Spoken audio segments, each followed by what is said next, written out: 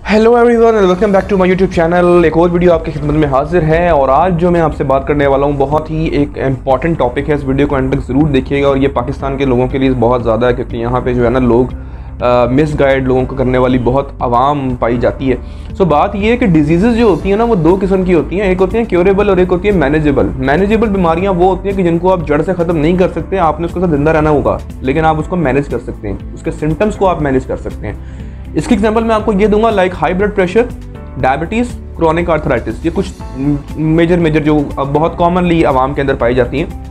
अगर आपको डायबिटीज़ हो चुकी है, एक दफ़ा आपको शुगर हो चुकी है और आप दर बदर ये भाग रहे हैं कि कहीं मुझे कोई ऐसी गोली मिल जाए, कोई मुझे ऐसा इलाज मिल जाए कि भाई मुझे आज के बाद डायबिटीज़ हो ही ना, मुझे शुगर का मसला हो ही ना, तो ऐसा पॉसिबल बिल्कुल भी नहीं है। ठीक है, डायबिटीज़ जो है आप उसको मैनेज कर सकते हैं, उसके सिम्टम्स को मैनेज कर सकते हैं। कैसे?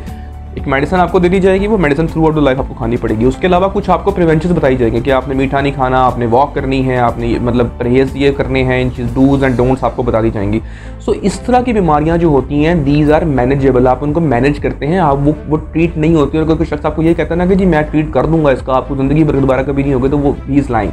अगर इस तरह की बात है तो भाई दुनिया से डायबिटीज़ या इस तरह की बीमारियां जो है ना वो कब की रेडिकेट हो चुकी हैं और उस बंदे के पास रश लगा हो कि यार ये। लेकिन हमारे यहाँ भी इस तरह के क्वैक्स बहुत ज़्यादा मौजूद हैं जो कि आपको कहेंगे कि जी शुगर कंट्रोल करने के बजाय अपने लब का इलाज करवाएं। ये अक्सर स्पॉन्सर्ड वीडियोस चल रही होती हैं फेसबुक के ऊपर। Similarly there is another thing जिसको हम लोग कहते हैं हाइपरटेंशन या आम जबान में हाई ब्लड प्रेशर। अगर आपको हाई ब्लड प्रेशर का मसला है तो वो अब आपको हो चुका है, अब वो आपके साथ रहेगा। हाँ, आप उसको मैनेज कर सकते हैं। अब मैनेज किस तरह कर सकते हैं? जो मेडिसिन आपको दी गई है थ्रू द लाइफ आपने वो खानी है, टाइमली आपने खानी है। उसके अलावा कुछ प्रिवेंशंस, अगेन आपको प्रिवेंशंस बताई जाएंगी। आपने सॉल्टी फूड नहीं खाना, मिर्च मसाले वाली चीज़ नहीं खानी, आपने गुस्सा नहीं करना, या कोई भी ऐसा फैक्टर जिसकी वजह से आपको हाई ब्लड प्रेशर हो रहा है उससे आपने क्या करना है, अवॉइड करना है। तो there are two thing, number 1 is medicine and number 2 is prevention. अगर ये दो काम आप करते रहेंगे तो आप इस बीमारी से बचे रहेंगे। तो ये मैनेजमेंट है, this is management, this is not cure.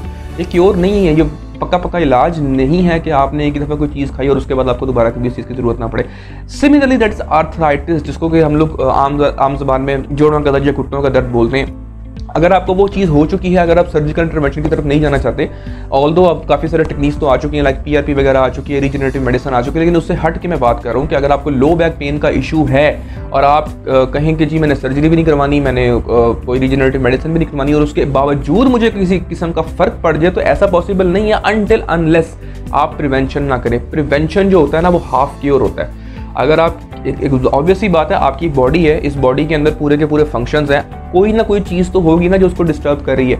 अगर आप उस फैक्टर को ढूंढें और उस फैक्टर को अपनी लाइफ से एलिमिनेट कर लें तो आपकी बॉडी ऑटोमेटिकली अलाइनमेंट में आना शुरू हो जाती है। लाइक हाई ब्लड प्रेशर बैठे बिठाए नहीं हो जाता, ठीक है। और अपार्ट फ्रॉम जेनेटिक कॉजेज, कुछ जीन्स की वजह से होता है, कुछ हेरिडिटरी डिजीज होती हैं। उसके अलावा अगर कोई ऐसा फैक्टर है जिसकी वजह से आपका ब्लड प्रेशर हाई हो रहा है, लाइक आप सॉल्ट इंटेक ज़्यादा कर रहे हैं, आप स्ट्रेस ज़्यादा ले रहे हैं, या कोई इसका कोई और रीज़न है, तो अगर आप उसको हटाएंगे तो ऑटोमेटिकली ब्लड प्रेशर हाई होना भी बंद हो जाएगा। ठीक है, तो prevention is half cure, prevention is necessary, prevention करना बहुत लाजमी है। तो अब होपफुली आप लोगों को पता चल चुका होगा कि there is a difference between managing a disease and treating a disease या क्योरिंग अ डिजीज। बीमारी का इलाज करना और चीज़ होती है और बीमारी को मैनेज करना और चीज़ होती है। कुछ बीमारियां ऐसी हैं जिनका हम जड़ से ख़त्म नहीं कर सकते, हम उनको सिर्फ और सिर्फ क्या कर सकते हैं, मैनेज कर सकते हैं। लाइक पेशेंट की जो क्वालिटी ऑफ लाइफ है, ऑब्वियसली बात है, हमें पता है कि हम इस बीमारी को ख़त्म तो कर नहीं सकते, इसने सारी ज़िंदगी इस बंदे के साथ रहना ही रहना है, कब्र तक इसको लेके ही जाना, तो क्यों ना हम उसको मैनेज कर लें, उसके सिम्टम्स जो हैं वो कम कर लें ताकि उस बंदे की क्वालिटी ऑफ लाइफ जो है वो इम्प्रूव हो जाए। सो क्वैक्स के पीछे भागना छोड़ दें और ये अपने माइंड के अंदर बिठा लें कि ये जो 3-4 बड़ी बड़ी बीमारियाँ हैं ना, ये ट्रीटेबल क्योरेबल नहीं है, इनको आप प्रॉपर जड़ से ख़त्म नहीं कर सकते, बहुत मुश्किल है।